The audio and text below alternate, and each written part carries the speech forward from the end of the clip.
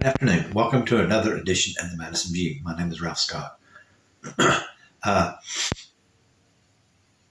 this investigation I saw was just over with on Trump's supposed collusion with Russia. It's over with after 4 years. The guy said he found no evidence substantiating the fact.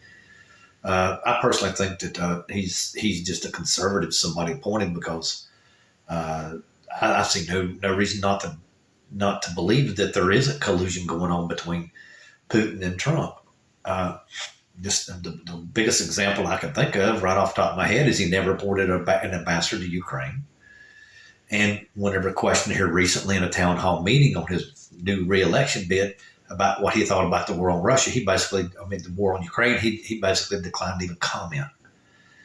He called a dictator, a savvy person, and he is failing to call a murderer a murderer.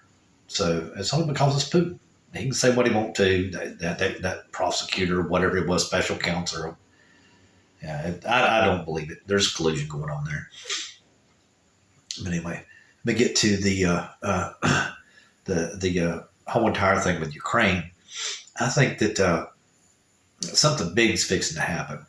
You read on the news, they're talking about a spring offensive and all this kind of stuff, a big counteroffensive and all this stuff. But, Russia is obviously, on its heels. I mean, that part's very obvious because they're spreading propaganda left and right. I mean, you go through any internet site or whatever, news site, whatever, and you'll always read anytime there's an advancement of Ukraine, there's always a countering article saying that they didn't get nowhere. So it's Russian propaganda. It's no different than saying that they ain't in collusion with Trump. They are. They're trying to influence our election. They're trying to influence the media or influence everybody's opinion in the Ukrainian war. I mean, it's just part of war. War propaganda is inevitable. And you try your best to make your propaganda count. So I don't doubt for 1 minute that Russia isn't trying to interfere in our elections. I mean, they're definitely trying to interfere with the war. But anyway, like I said, I think something's going on between Ukraine and the Russian resistance. From what I understand, they're kind of coordinating with each other. I think that something big is fixing to happen. I mean, as in, something really, really going to shake the ground as far as Putin is concerned. Because all of a sudden, Zelensky's, making all these tours away from, Ukraine and talking to all these people and, meeting all these heads of state. I don't know something truthfully what I think is going to happen. I mean, it's just me. It's just a theory that the reason why Ukraine hasn't started this offensive is they're just going ahead and wiping up Bakhmut. I think they knew they had it all along. It's just that they were kind of feeding Russia in because I think Putin really wanted Bakhmut for some reason or other. I reckon it's close to Kiev and his other storage facility up there inside the border there, Belgrade or whatever, Belgorod, or I can't remember. It's just right across the border from Ukraine right there. So I think they fed him with propaganda and didn't fight as hard as what they could have, and kind of suckered him in. And they started taking his ass out one by one because they were inflicting heavy casualties and like backing up, heavy casualties and backing up. That's the way the impression I got. I mean, they were really putting a hurting on the Russians. And then I read, like I said, that basically the Ukrainians have just about surrounded Bakhmut now. I mean, from the all the way around it, and they're pinching the Russians out. And and again, of course, the Russians are saying that they aren't going anywhere. They gained a mile or whatever. I mean, it's just normal propaganda. But anyway, like I said, what I think is going to happen is that I personally think that with a coordinated attack, I think that Zelensky's trying to get a lot of intelligence and everything. They're going to do a coordinated attack, is what I think. The reason why they haven't attacked Crimea is because I think they're letting the Russian insurgency infiltrate into the Russian part of Ukraine, and then they're going to work with Ukrainian insurgents in there, and then somewhere inside of Russia. Okay, the Russian insurgents, of course, are going to do something that's going to be really big. And what I think is going to happen is it's going to be like this coordinated thing. Like, say, maybe the same day, there's a bunch of explosions in Crimea, and there's a major league catastrophe in Russia. I mean, it's going to really shake Putin, to his knees, or right to his core, like say blow up some kind of a bridge or mansion or something that he built, that only he is just so proud of, and trying to show him just exactly how weak he is now, and how little everyone respects him, And this is not an uncommon thing to happen in Russia. Every time Russia has changed leadership, they're a dictatorship. Every time they've changed leadership in the past, they've either assassinated them or they've been threatened with assassination if they didn't resign. That's just the way it's been. It's never been anything less than that. You can just go back through history if you don't believe me. And the one man who resigned and lived was Khrushchev, but that's only because he resigned. They basically had a gun to his head and said, "You resign," and so he resigned. That's the way I read it. I mean, that's just my impression. That's also something I just stumbled into it on the internet about the history of Russian leaders. But anyway, let me get into a lot of this. Like, the Franklin Graham is talking about how the church needs to take over, and really run the country, which is basically against the Constitution. I mean, it's just not a little bit, but hugely against the Constitution. The Constitution is designed to protect the church and to protect us from the church.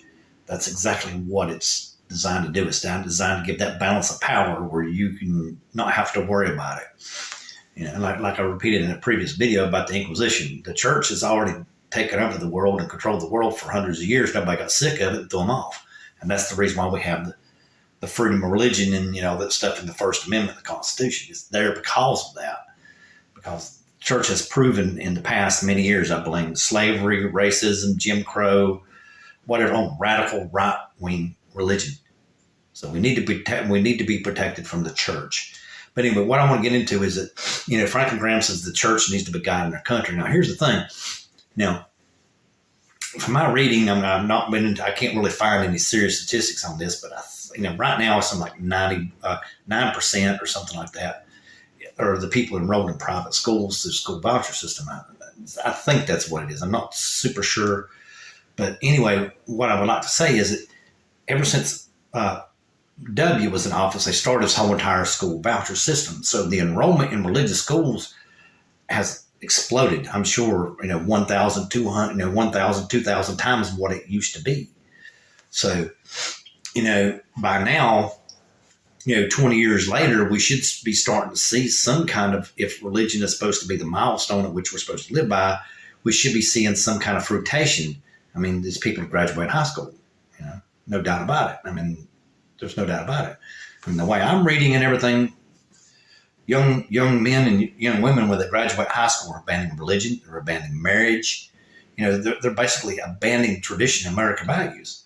So I don't see how this explosion in enrollment of religious schools is helping that much.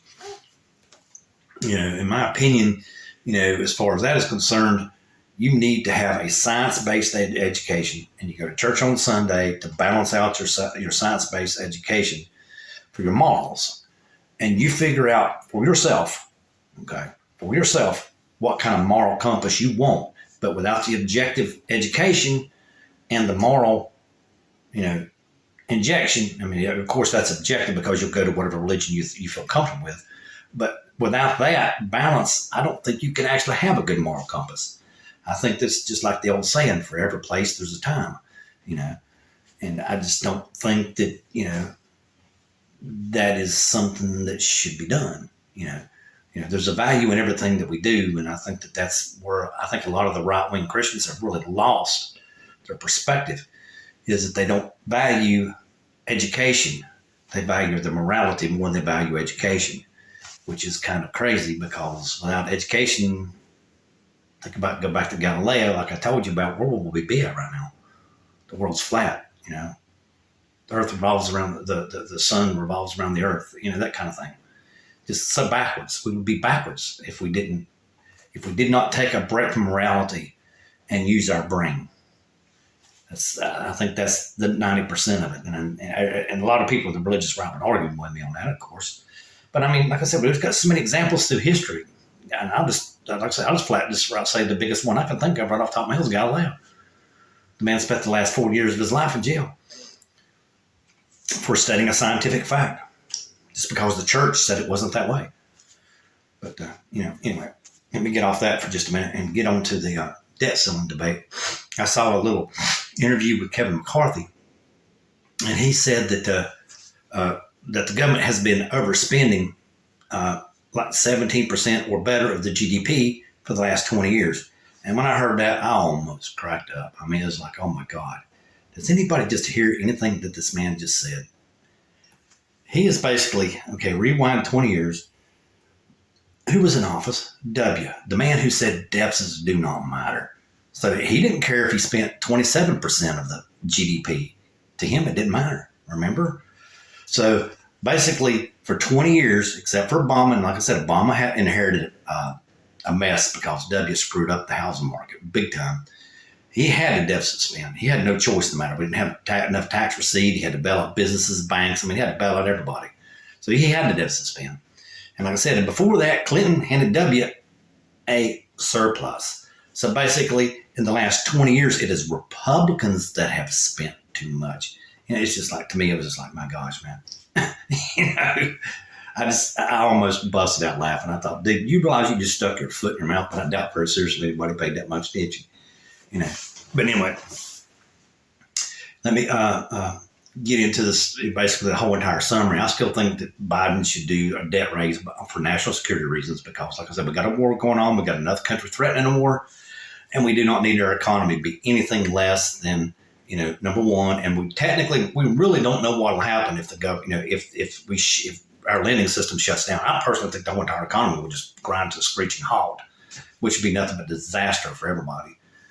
But I mean, I don't know that for sure, but that's just my opinion. And the only other thing I would like to say is that, good night. Good night.